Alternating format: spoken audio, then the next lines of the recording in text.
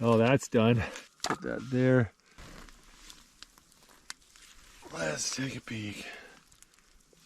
That's looking pretty good. Some honey and butter I'm gonna put on there. Sweet potato is so mushy. It's exactly how it should be. I'm gonna put a little cinnamon on my sweet potato and on my bread.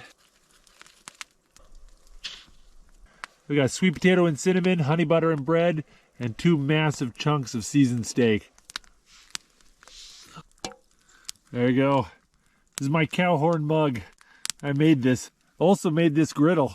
I got a video explaining how I made these things. It's pretty easy below.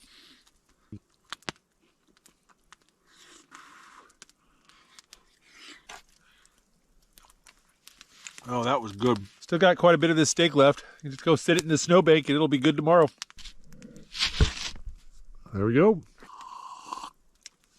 Oh, that warms me up.